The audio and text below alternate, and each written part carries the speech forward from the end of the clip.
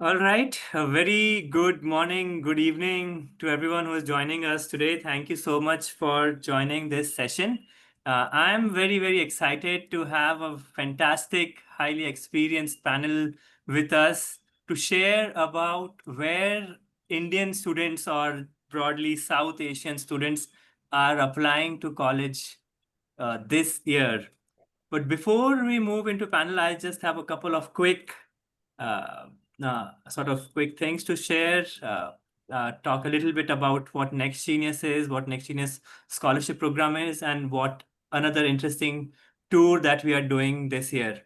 So, to all of you who don't know about Next Genius, the Next Genius scholarship program uh, is uh, uh, is one of the largest high school scholarship program which connects high school seniors to with scholarships to study at world-class universities. Over the last 10 to 12 years, we have supported almost 400 students gain scholarships to study abroad, and these students are now either studying at a Next Genius partner college or they have recently graduated and are doing their masters and at some of the the top ranked institutions of the world, or they are working at Fortune 500 companies.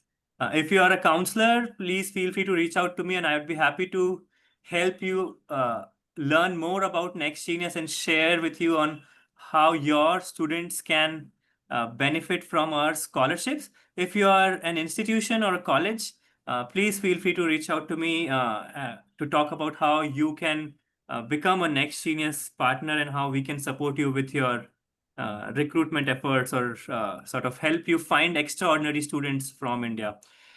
In addition to running the Next Genius Scholarship Program, I also run something called as the India Tour, where I take colleges around India to visit amazing sort of India's best schools and meet counselors and students in these schools. So this year's tour, we are going to Mumbai, Indore, Bangalore, Pune, Hyderabad, and New Delhi. It's a 10-day tour and we'll be joined by American University in Paris, Northwestern in Qatar, Rose Hellman, and Syracuse University.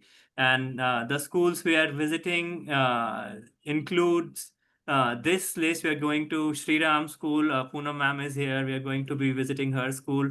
We are going to ASB, British School, UWC, Harrow, Stonehill, TISB, Indus in Bangalore and Pune, Ascent International, Daily College, Emerald Heights, Malyaditi, and a few more schools. So if you are a college or institution who wants to uh, connect with students or get an opportunity to visit these schools, again, I'm happy to sort of help you, support you, and take you to these schools.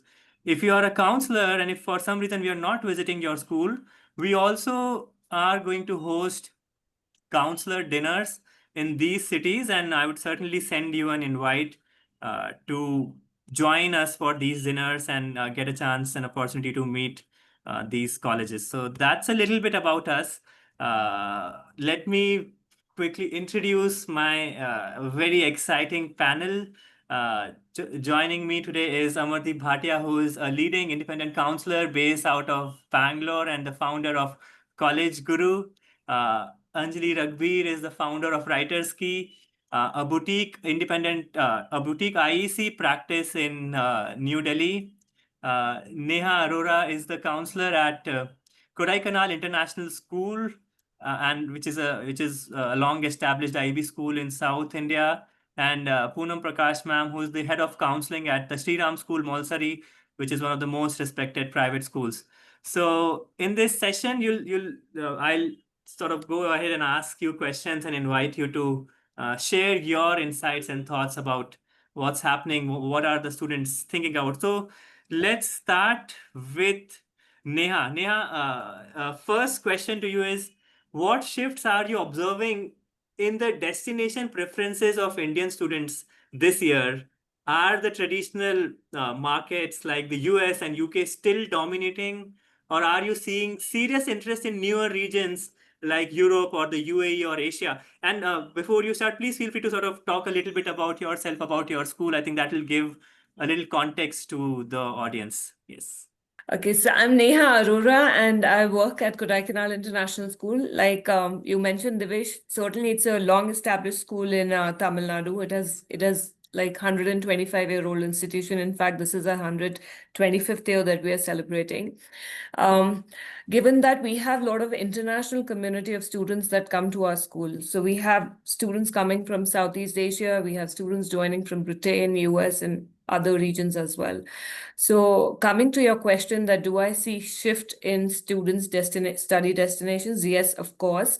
And there are certain reasons which I mean, it's quite evident that there are visa restrictions on certain countries we cater to, like Myanmar and all. So definitely students are not looking at the US. In fact, we had huge challenges last year where students got admissions in US universities and later they had to shift their study destinations. And we are still struggling with that.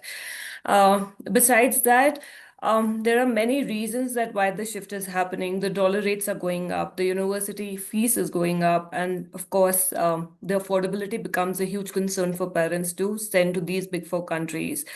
Besides that, I think that virtual and digital media has given a lot of exposure to education systems in various other countries. Then third reason that I see there's a lot of hearsay, specifically in the region I'm working in right now.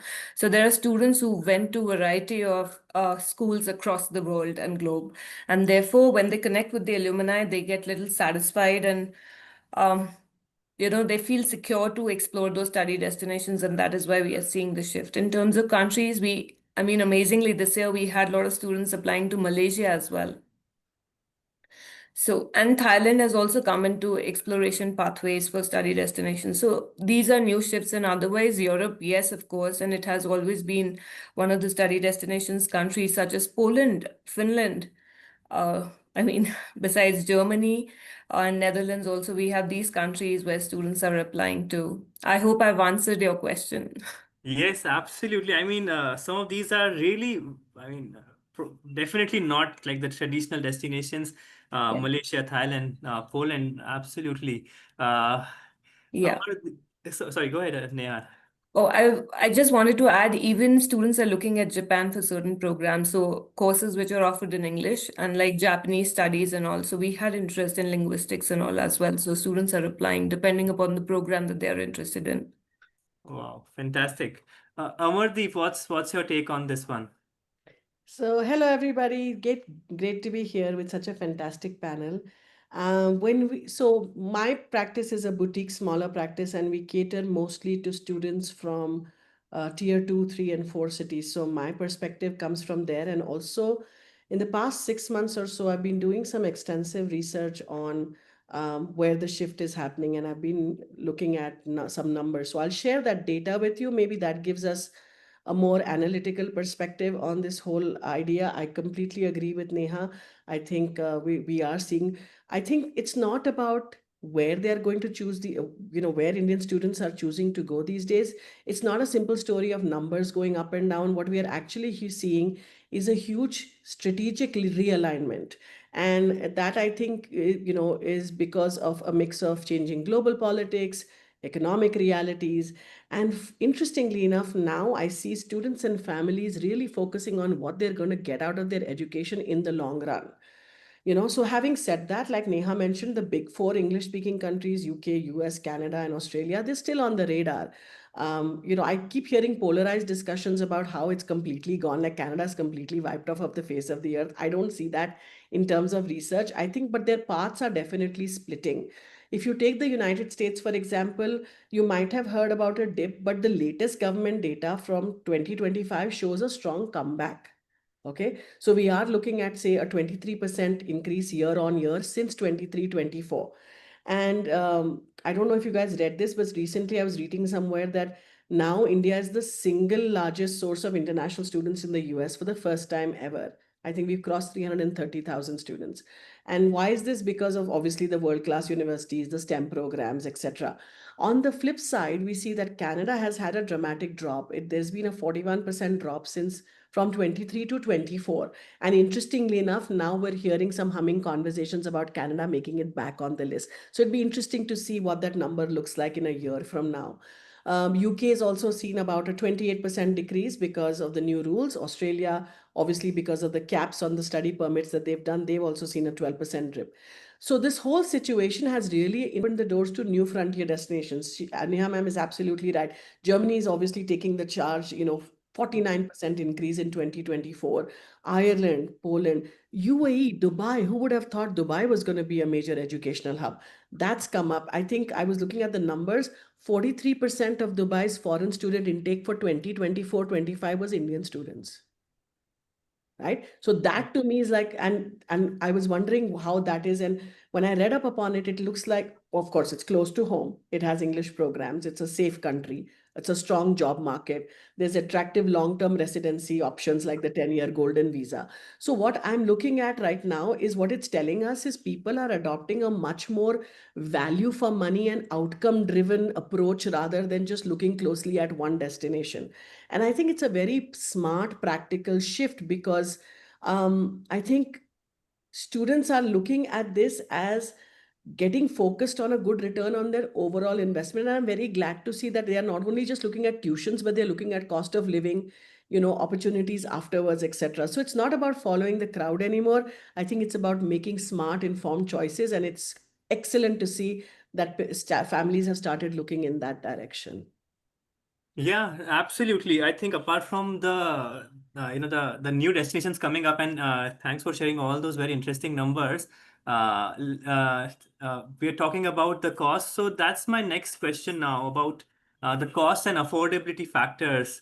Uh, this is for Anjali. Anjali, how are your students and families approaching affordability and scholarships in their college decision process this year? Are you seeing more openness to maybe lesser known institutions which are more generous with scholarships and financial aid?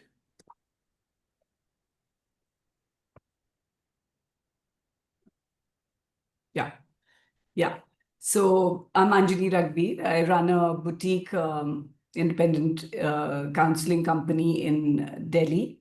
And, I get a lot of people here which talk about return on investment, which Amardeep also mentioned.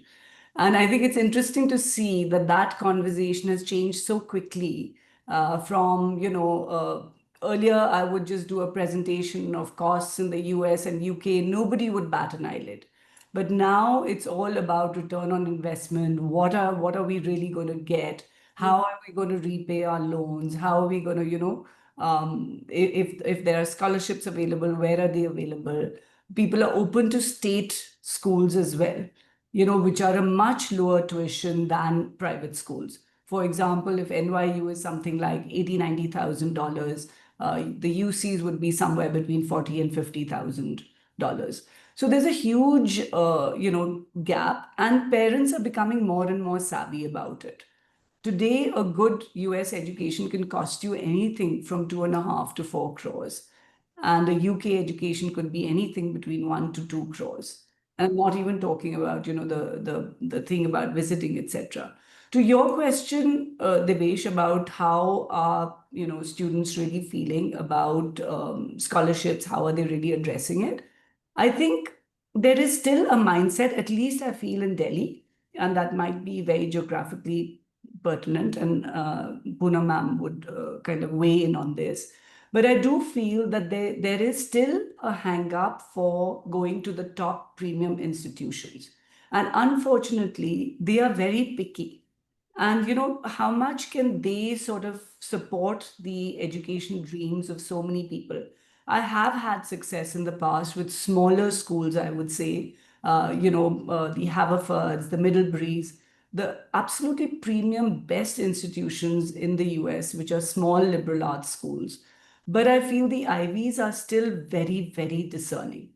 And unfortunately, it's a real gap between trying to make the parents understand about this. You really have to nurture them into sort of letting go of that dream, and point them towards a direction where an equally stellar education could be available, more scholarships could be available in schools such as Drexel or Case Western University offers about $15,000 to $20,000 off, every year if you're a deserving engineering student. So there are many schools that are an option, But I think it requires a lot of still sort of hand holding and pointing towards that direction, as opposed to coming in and saying, okay, fine, I'm okay with this.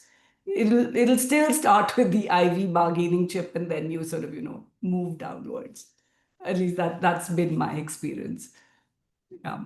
Yeah, no, fantastic. Thanks for sharing that, Anjali. I think absolutely there is a lot of that's where all the counselors come in, where you sort of bring the parents' attention or students' attention to those hidden gems, is what we usually call them. I can see two hidden gems on my screen, by the way, Syracuse and Lynn. So Poonam ma'am, over to you. Namaste, everyone. Thank you, Devesh, for giving me the opportunity to be on this wonderful panel with very esteemed panelists. A little about my background. So I've been working with the Sri Ram School since the year 2000, moved into the career counseling department 5-6 years ago. And to give context to my conversation, now I head the two campuses of the Sri Ram School, which is the Aravali campus and the Malsri campus. Now, to answer the question, I'm going to kind of put my students into two buckets. So on one campus, we have the completely Indian curriculum. So how they view scholarships, aid, admissions is slightly different from the other campus, especially in the other campus when I talk about the international students, where we offer the Cambridge and the IBDP program. So if I look at the students pursuing the national curriculum, I definitely see a huge shift in data. When I look at data, I definitely see a huge shift in numbers. And it's really warms my heart to see that the interest in India is really revived. So we have a graduating cohort of 150 students in each campus. And we did a session on CUET for grades 11 and 12 combined. I must have had about 100 students in that room. They were listening to alumni who were talking about the CUET exam and the Delhi University. So definitely, like most of the panelists have spoken about return on investment.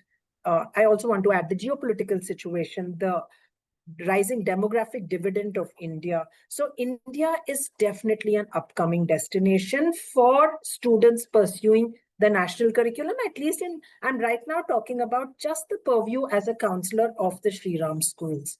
Right. And within India also, like Devesh rightly mentioned, he used the word hidden gems. I love that word. So in fact, next week, we have called only the hidden gems from India to do sessions with our graduating batch. So the engineering students are going to listen to the universities like Mahindra, BM Munjal, RV College in Bombay, in Bangalore. So children are expressing an interest, but it's also very important for us as counselors to encourage that interest. Right? Like I tell the admissions AOs that if you have one convert, we had one convert to Shulini in the batch of 2020. Now we have students who are applying and looking at it. So children who are looking at India, also there is a shift from the big names, from the Ashokas, Kriyas, Plakshas to the hidden gems, like I like to call them. Further, the universities that are opening up their campuses in India. It was very interesting. I was on a call just half an hour before this, and I had a student talking to me about, and I think this news has just come out, about the universities from Australia which are opening up campus in India. So minds of the children are opening. And if I look at children who are pursuing the international curriculum, yes, there is still a lot of attention to US, UK, especially US and UK in my school. But to give you an example, last year we had a student with a very holistic personality, dreamt of going through a college in the US, got into an Ivy League. Her brother's already there in UC Berkeley, but looking sheerly for the ROI and the global slowdown, the child finally took her admission in a leading college in the UK. Although if you asked me as a counselor, she was a very all-rounded student and she would have really thrived in US. So minds are definitely opening up to both destinations. I'm not talking of destinations, it's already been covered, but also to the smaller colleges within those destinations in any of the country, whether it's looking at the Dublin City University or you are looking at the smaller colleges in Europe. children are. We had a student last time who went to the Stockholm School of Economics. It was the first in our school, and that application has encouraged so much more. I think as counselors, we should also make it a point to call back our alum to talk to our students, and then their minds open up when they hear about it from their alum. So a lot of change definitely is there, which kind of warms my heart because I feel they're moving away from the big four destinations. I Wow, hope that answered the question, Devesh. Yes, absolutely. Thanks for sharing that. This is something we also see in Next Genius, where, let's say, when we have one Next Genius scholar from a school, Yeah, the next true. year we see many more applications coming in from that school. So, shifting gears now, we're talking a little bit more about the admissions process. Amardeep, I'll start with you. So, different admissions processes or models are coming up, and let's say some colleges are going test optional, or some colleges are returning to test required. Then there are some institutions which say, let's say they give on-spot admissions sort of things. Then there is the EA, ED, REA, all of those different kinds of admission cycles. But I would like to learn a little more about what kind of support or clarity are students seeking from you? What kind of questions are coming to you from parents on those different, very unique, interesting admission terminologies? Sure. So if you look at the college admissions world, especially in the US, it's gotten, in my opinion, way more complicated with all these test optional, text flexible, direct admission models. For Indian students, particularly, figuring out these paths isn't just a simple, should I submit my scores or not question. It actually really requires a really smart and a personalized strategy. So if you talk about standardized testings, most US universities, I think the number, you're going to call me a number junkie, but that's my engineering background. About 1,900 four-year institutions are still test optional for 2025. And this policy took off during the pandemic, and the idea was to make testing fairer and more accessible to everybody. But what people don't see, and I see that, with schools, very esteemed schools that have very qualified counselors like those on the panel, is obviously an exception. But I don't think the general schools that do not either don't have career counselors or college counselors, or they don't have very experienced ones. What the students don't know is test optional does not mean test irrelevant. And that's something time and again I find myself talking to families about. If you submit scores, they are looked at as a part of your overall application. So looking at the Common App data, it says 11% more applicants submitted scores this year, which tells us that people still feel it helps. Now, for a twist, highly selective universities are actually bringing back standardized test scores for 25-26, right? Harvard, Yale, Brown, Georgetown, Caltech, Purdue, all of those. Now, these schools often say that their own research shows that test scores can actually make admissions more inclusive and show if a student is ready for college level work. Now, this is where the paradigm is very different from students who are in bigger cities versus students for smaller cities. The test actually gives them an opportunity to showcase that even if they are from a state board or a NIOS, for example, that they are equivalent to these students who come from very rigorous curriculums and from very prestigious schools.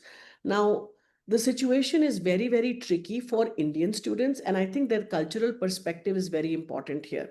I think we come from a culture that's so focused on tests, and so this test optional ambiguity can sometimes feel even more stressful than a clear requirement. So sometimes the unspoken truth is that strong scores can really boost an application for competitive programs. That means that counselors like us have to give very specific, individualized advice on testing strategy or admission strategy in general. I think that other admission, besides testings, other models are also gaining ground. The direct admission models, like you talked about, or the foundation program, like the Into University partnerships. I feel like, in terms of answering your questions, what kind of clarity are families looking for? I think one is the test optional for sure. They're looking at a lot of real clarity. They need to know if not submitting scores truly won't put them at a disadvantage, or if there is a hidden advantage to submitting strong scores. The other thing is they also need guidance on other application parts. If tests are less important, for example, then essays or recommendations or extracurriculars or how tough their high school courses were, that becomes even more critical. And student needs a lot of help telling their unique story and showing off their strengths. So that's number two. Number three, unfortunately, that I feel goes very, very unanswered, and something that I'm a big advocate of for people, those who know me, is mental health support in institutions. I think there is so much anxiety just in the application process, but when the students actually go there, I know firsthand of students who've gone to top-notch institutions and were either not able to complete their degree and come back because they just didn't get the mental health support that they needed. I know of very small, nurturing, hidden gem institutions that provide phenomenal mental support, and I urge everybody in this webinar, please look at that aspect of the application. Given where our children are going, given how many of them are going through anxiety, depression, and all of these mental health issues, that's something we need clarity on for sure.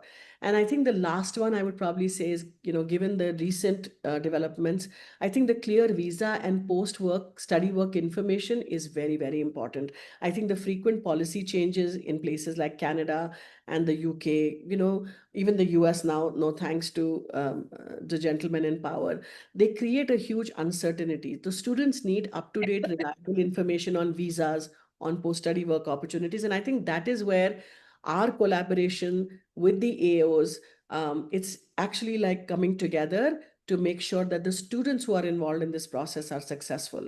So we all need to make collective efforts, and webinars like these or associations that are now being formed in India are a great way for a cohort to come together and find out these requirements and share them with their families. Wow, fantastic. I mean, I love the numbers that you shared first, that 11% more students sharing their SAT scores, which clearly states that while more institutions, let's say, going test optional or not, but students are deciding to take the SAT and share those scores. But clearly there are some points which colleges can add in their communications that they're sending to the students, which is offer more clarity on how are you using the SAT scores, whether you're using it or not. And of course, sharing resources like the IS, the International Student Services, or what kind of mental health support do you have on your campuses? Also, I just feel like, colleges, if we could request them, to give us clear-cut idea of what are you as an institution looking for. I find most of these webinars to be very generic in nature, and it really helps students to understand whether they are a right fit, not just whether they have a good chance of getting in, but are they going to really be thriving? Because based on what the institution is looking for, students can then make an informed decision on whether this would be the right place for them to thrive in the next 4 years. Absolutely. Thanks for covering that. Neha, over to you. What are your thoughts on the the challenges or the different confusion that might surround when a student applies to a college? Um, Devesh, first of all, I'd like to say that Amardeep has very comprehensively covered most of the points that has to be considered while you apply to the university. Definitely, transparency has become like a big thing for students. They want to know that which test they'll be taking, what is the score that students need. And along with that, they also want to understand the evaluation criteria of the admission processes, because different countries have different application processes. And of course, it becomes complicated when students choose from 2 to 3 different countries, and they would definitely want clarity on what is required. And then they tailor their applications by regions. So it takes a huge toll on students to manage their grade 12 school work, school load, and of course, they're also engaged in certain extracurricular activities beyond school, and then managing this while they're studying and navigating through their test and all, because academics is something that all institutions look at. So they would like to tailor their applications by region and understand what the universities need. Along with that, I think profile building is kind of taking a center stage here now. So everybody is looking at academics per se, and if you attain that kind of academics, supposedly applying to NUS or HKUs and HKUST, then what else a student can offer to the university. So that, unfortunately, I think needs to be curved, and it's not profile building. Like I say to my students, it's character building. It is for your own good, how you're going to become better while you're navigating the higher education in different countries.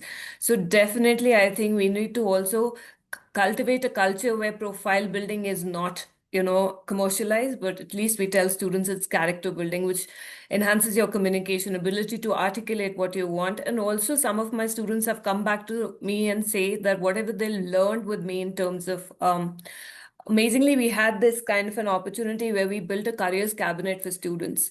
And it was there, I told them it's character building. And then they realized that whatever they learned through the process of the cabinet, they're actually working in the universities. And of course, they are getting money for the work that they're doing. So it helped them at least to go there and put themselves out and expose themselves to the opportunities that they are getting.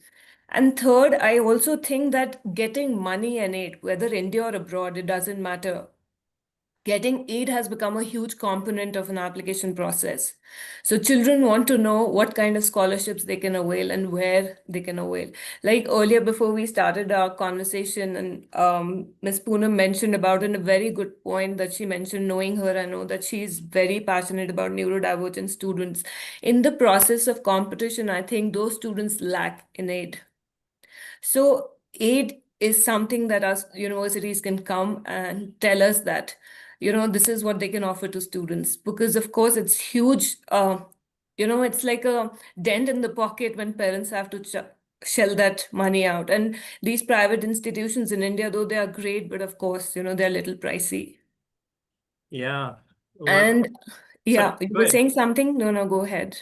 Go ahead, Neha. Go ahead, please. Um, and of course, as counselors, I think we help them simplify the processes. And, that kind of hand holding when we give to the students, that definitely eases that stress out. Like Amardeep mentioned, it's quite a draining process. Yes, that, we being there, we tell students to have patience and we'll help you out. So, of course, that kind of hand holding, nurturing, guidance, and simplifying the processes for them, that really helps the students. So, definitely, all of us can be, big help to our students in that case. And do you want me to add something on the test taking? Because I have a point here where, again, like Amardeep has brought in like huge, perspective on that. But I'll also say that it saves, those kind of undue tests that each university has. So if you take a certain scholastic aptitude test, I'll urge people to check that out. Some universities would have their individual tests, and once you submit your SATs, you don't have to give those tests, and it takes away one hurdle from you. So whether it's India, whether it's certain countries in the Europe, or you're applying to Australia per se, you should check that aspect also while you're taking the test. And along with that, some students also need to check the testing requirement for the professional programs. For example, medicine, law, for that matter, or a pre-med program that they're taking in certain countries, they need to take a certain test. So they check with the universities. So it's a little complicated, and that needs a lot of research and search to do that, and communication with the AOs. So that process also needs some simplification, because even for a counselor like me, it takes a lot of time to understand that what a university wants, specifically for certain programs. Yes. So I think that kind of simplification will really help students. Fantastic. Yeah. That's those some amazing ideas. I mean, first of all, we are all clean gold on the character building point. I think that is something we need to not just focus, profile building. I mean, I've myself been doing a lot of profile building fairs for Yeah. of a better word of what to call this, but character building is such a powerful way to tell the student that don't just do that activity for your college application. Do Yes, it absolutely. because you care about it. And secondly, definitely, I think all of us need to contribute towards simplifying the process, because as counselors, I'm sure you have students applying to many, many countries. And first of all, countries have their different requirements. And then within those, colleges have different requirements. A medical school in the UK has some completely very different requirements. Absolutely. Yes, yes. So I think I don't know where, it's a very, very, it'll take probably many, many years to sort of make some more systematic or sort of simplified process for this. Within India also, it's very different how different colleges admit students. Uh, so anyway, moving forward to the last question before we open questions from the audience is we'll start with you, Poonam ma'am. And this is question which I really love talking about, is what type of programs or majors are you seeing an increased interest in amongst your students this year? And how are they evaluating the quality or relevance of the academic offerings? Yeah. Yeah, that's a question that's close to my heart too, Devesh. So, two parts to the question: what kind of majors and programs they are looking at? I'm going to use the often used word interdisciplinary. Uh, Also, I think in a school like ours, whether it's a national or the international curriculum, children have the opportunity to take any subject combination. Like in the ISC, a child can take an accounts with a physics and a commerce and an eco and a math. He can also do a history with science subjects. So they already come with that approach, and that continues with our children, where they are looking at interdisciplinary courses even within India, because there are options. Abroad, of course, we have those options. And children are also, earlier the change is that children used to be happy to drop math or happy to drop science or both, but now they are understanding that that basic knowledge of science goes especially math, goes a long way later in life. Whether because they also know that there is data everywhere in college, there is data that is required everywhere in their jobs. So they are holding on to math. Some may do well, some may not do so well.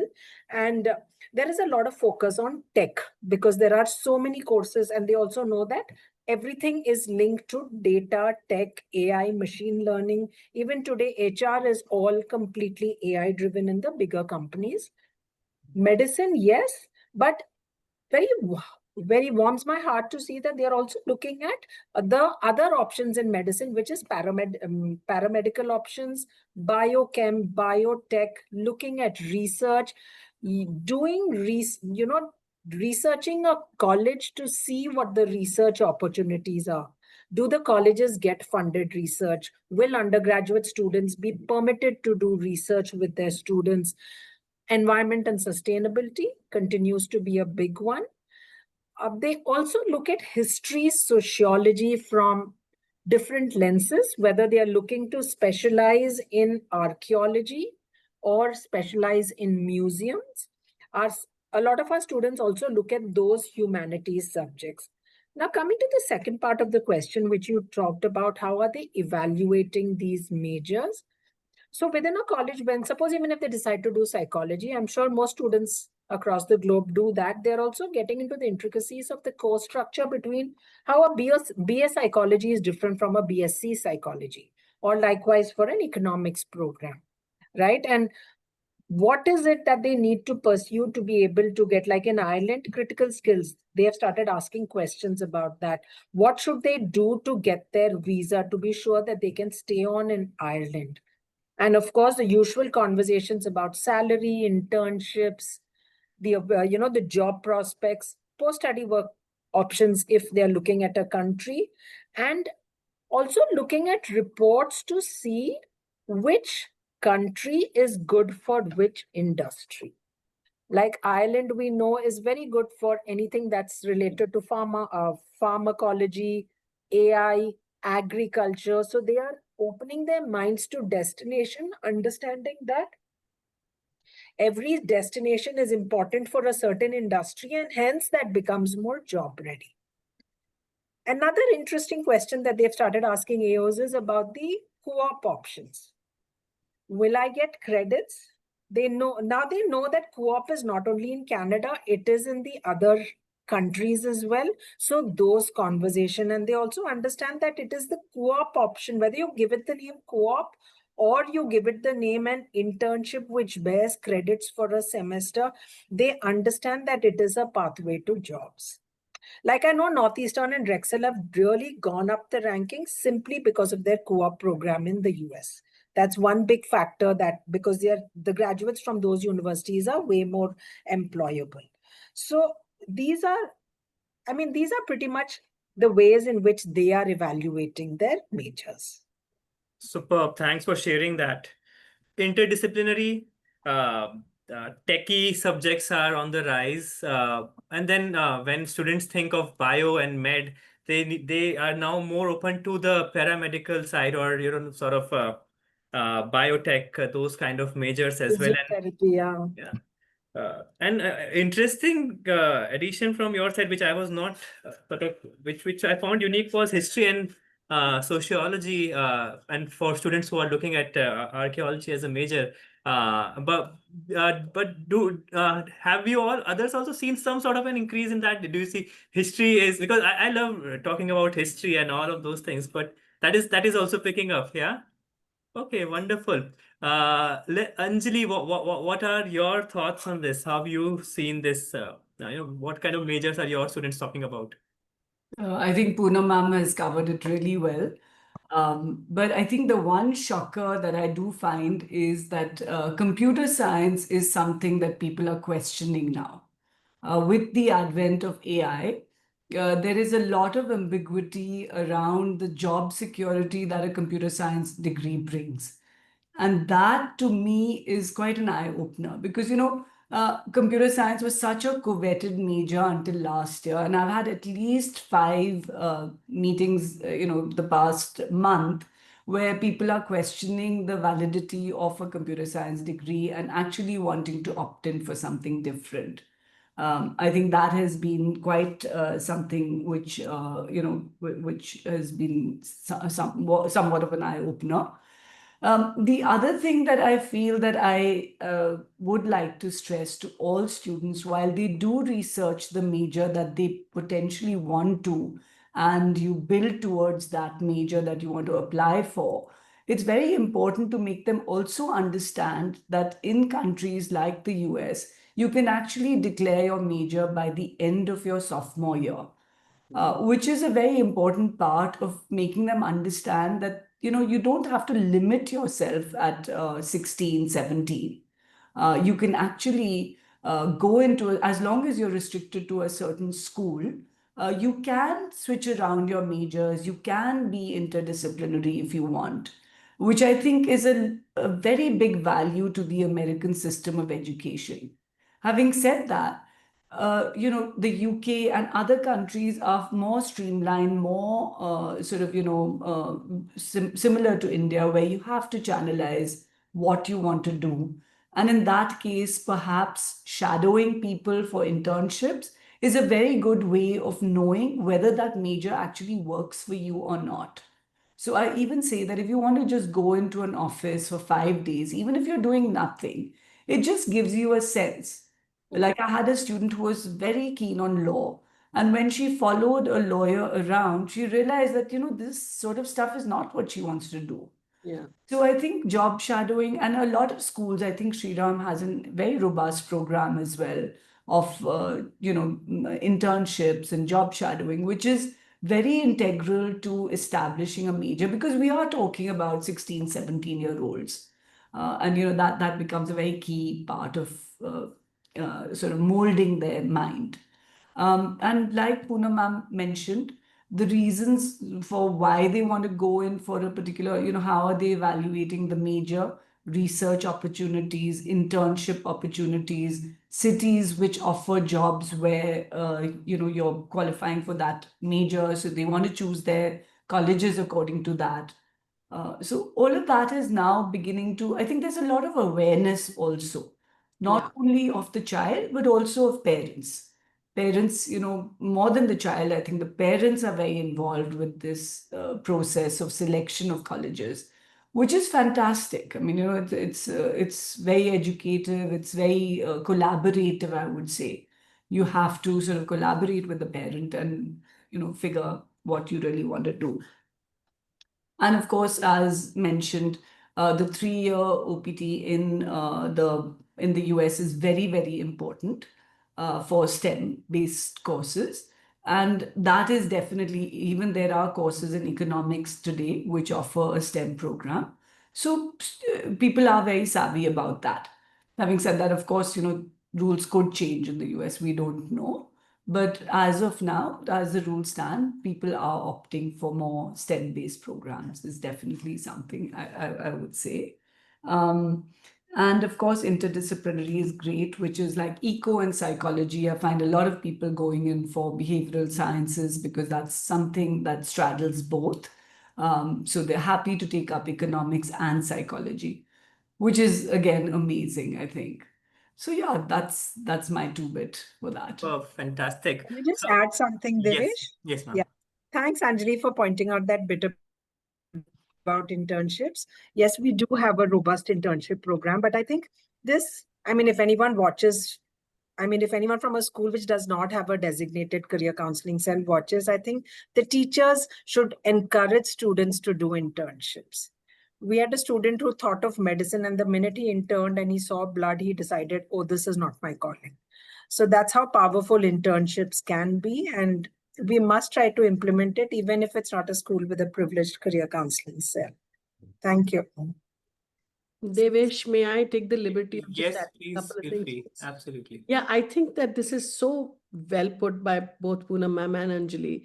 I think what we are seeing is a really practical and forward-thinking mindset. And while the traditional fields are still popular, I also have noticed that students are looking for lack of a better word, highly specialized and future-proof areas.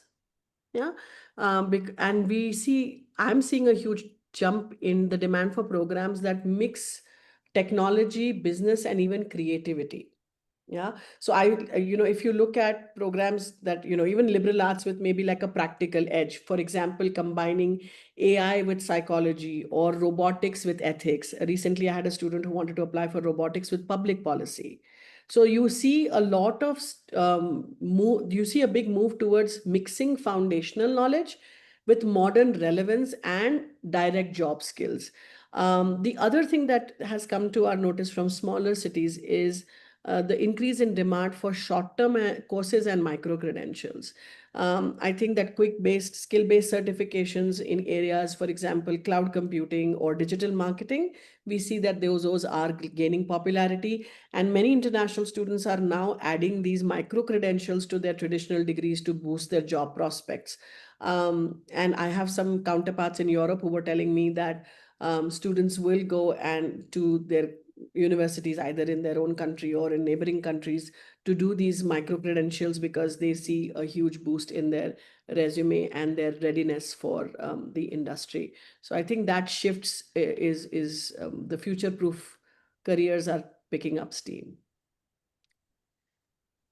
Wow, superb. Thank you to all the four fantastic panelists. This is such an uh, enlightening. Devesh, sorry to interrupt, but I'd also like to add to that. I mean, Absolutely. I one way that I follow with students is sometimes, of course, the job market really, impacts the decision making on major selection.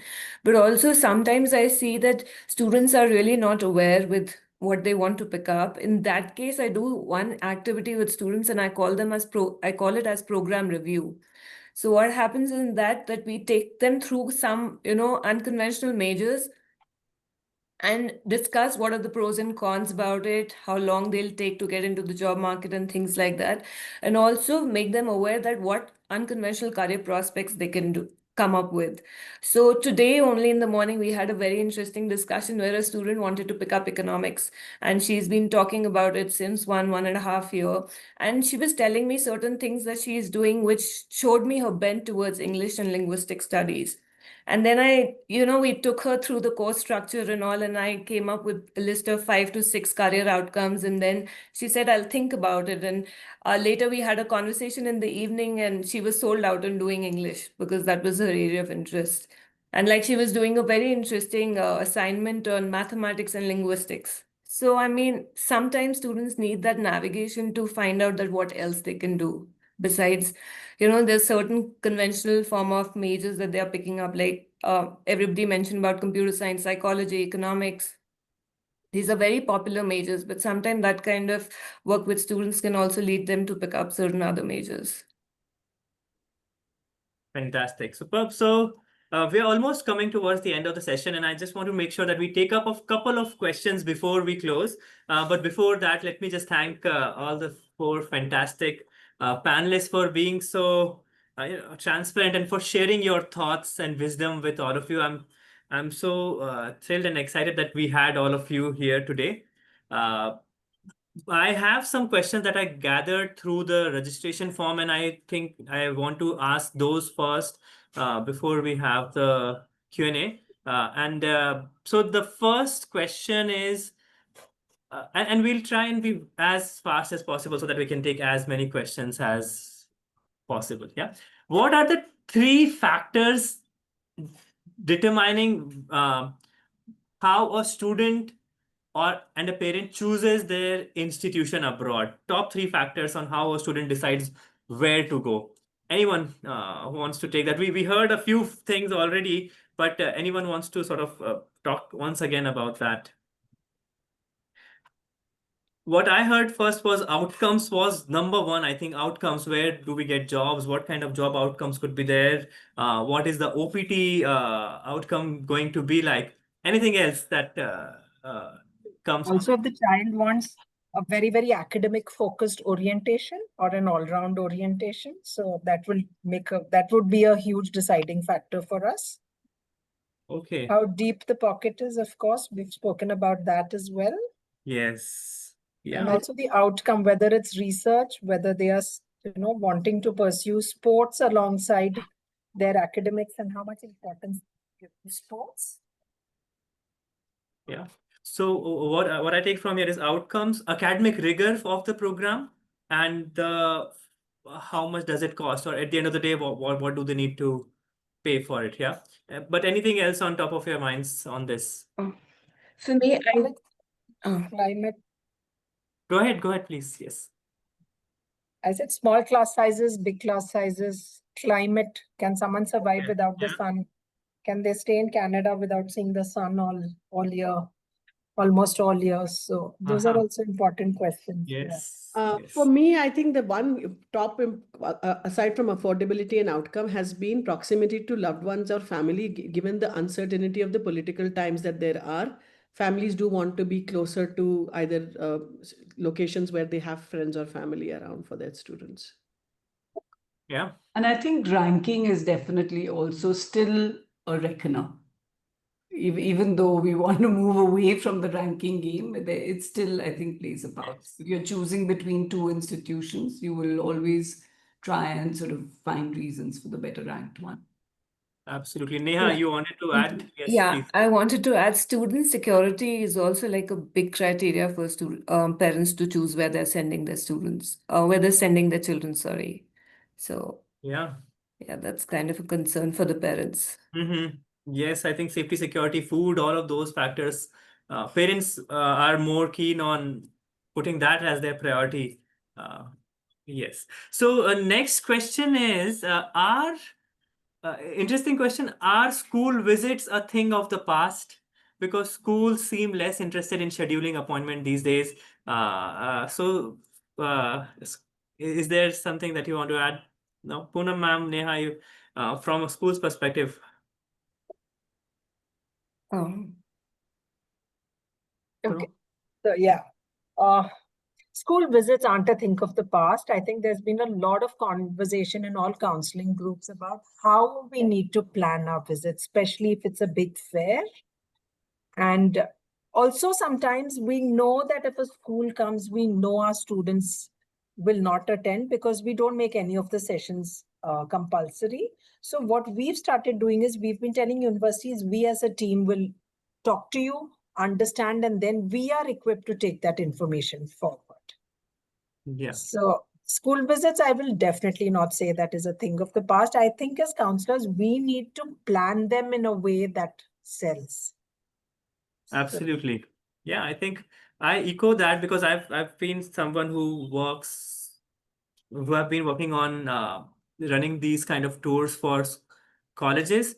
And in my last 5 years of running these tours, this year was the one where my school visits got fixed faster than before. I don't know what might be the reason, but I have more schools confirmed right now compared to same date couple of years ago. So I think school visits are happening. It's just that there are many more people approaching every school now. There are probably 5x. I don't know. I might be wrong, but there are many more people or admission officers who are trying to gain access to, let's say, the top 500 schools of India. But there are only that many schools, and there are more institutions traveling here. So I think we can actually start approaching schools in tier 2 and tier 3 towns, where also there are many exceptional students who also also aspire to study abroad. Or yeah. Yeah. So yes, I Neha. just wanted to add on to that what Poonam Ahmed said. That's absolutely true. We have to have a different way to look at the school visits because there are a lot of challenges and clashes with the academic timeline of the school. So universities should consider that and then they can come together and plan the visits. Fantastic. We have 4 minutes left before we close. We start on time, we close on time. So everyone, all my panelists, one final piece of advice to the counselors in the audience or to the admission officer, whoever you want to give your closing comments or sort of final piece of advice. To the counselors, to the admission officer, give an advice on how can they recruit better in India? How can they reach out to the right kind of audience in India? What are some of the things that they can do? To the counselors who are in the audience, tell them about what is one great practice that you have started using in your office this year or maybe the year before. So 1 minute, one advice. Whoever wants to go first. I'll go first. Yes. One tip to counselors, let's collaborate, because we need to get the student to be the shining star of the game. It's not about us, it's not about you, it's about the student.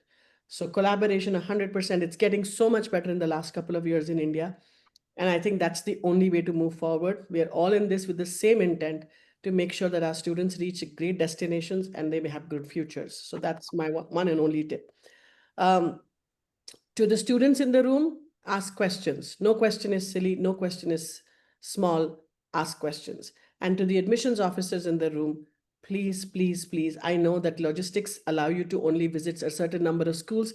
Please talk to IECs who cater to students in smaller towns where visits are not possible, but we can give you a glimpse into those cities that may not be possible for you to see. That was less than 30 seconds. Yes. Fantastic. Thanks, Samardeep. Who will go next? To Poonam? counselors and students, we spoke a lot about how colleges recruit for the US. Our go-to document could be the common data set. So that's like an audited statement, which has a particular pattern. So students and counselors in schools could use that. To admissions officers, I can't really think of anything right now. Devesh, I'll come back. Let the others take their turn, then I'll come. Absolutely. Okay. Okay. Yes, Anjali. So I think to counselors, I would say, and I am also doing this a lot, is systemize the practice. Today, the student is a very busy body with exams and a lot of other pressures. So systemizing our practice also helps to ease the burden for the student. I think that would be my advice to them. And for admissions officers, I echo what Amardeep has said. Collaborate with IECs. They have the pulse of what is going on. And of course, they're collaborating with schools as well. So that would be very helpful. Superb. Neha.